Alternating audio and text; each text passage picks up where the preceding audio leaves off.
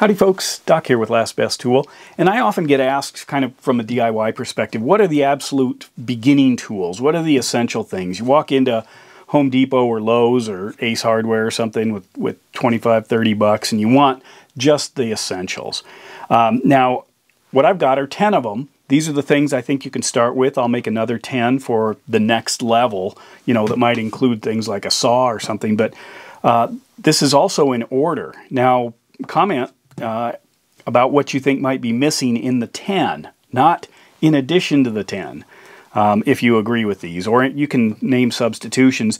What I didn't do is go into specific tools. Like I would much rather probably have a Knipex twin grip, you know, or maybe a snap-on adjustable wrench, or you know, a snap-on pair of needle nose pliers, or a Knipex or something, or some of the in-between ones, or the new you know, slip joint needle nose of Snap-on. That's not what this is about. This is like what do you need to have sitting in a drawer probably of your house to do most basic things. So first of all, number one is actually a hammer. I think you got to have a hammer. Hammers are used for all kinds of things. And then if you have a hammer, you need number two, which is to have some safety glasses handy. Any kind, there you go. You can do an awful lot with those two things. Number three is a Phillips screwdriver, in particular a number 2 Phillips screwdriver. Not a multi-driver, not a 10-in-1 or a 3-in-1 or whatever, just a solid, simple screwdriver. Number 4 is a pair of slip joint pliers, just the basic ones. Nothing fancy, 2 joints is fine, the size doesn't matter. That's the beginning level of, you know, moving tools here.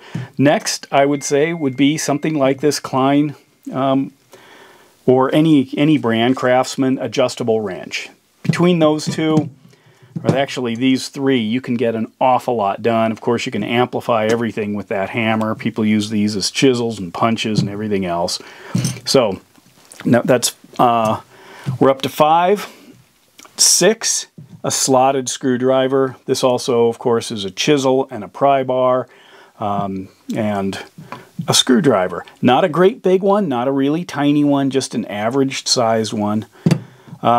Next is a pair of needle nose pliers. I recommend ones that have cutters on them because, as you can see, we don't really have a cutter. There is, you know, the ability sort of to cut with those, but probably aren't going to know that if this is the kind of tool video you need. But anyway, a solid set of needle nose pliers. Not a super fine set, but definitely more refined than the slip joints. Next, a tape measure. 10 foot, 16 foot's fine. You don't need a 35 foot. You don't need anything fancy.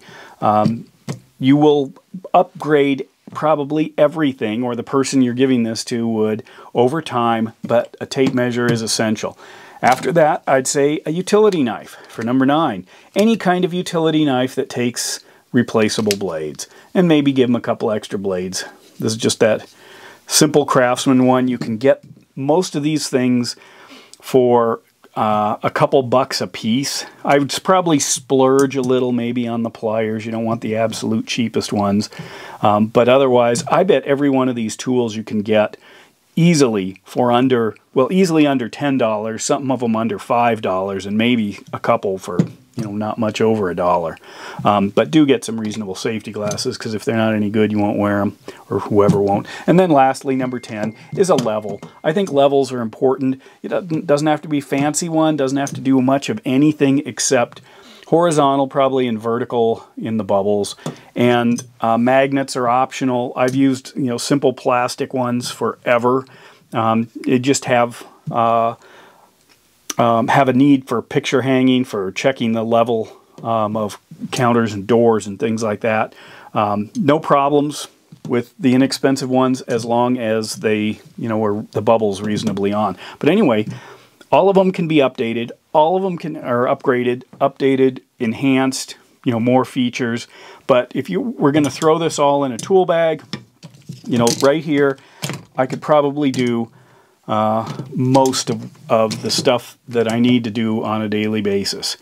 So go ahead and add your comments. I'll put together another for the next 10 with other things.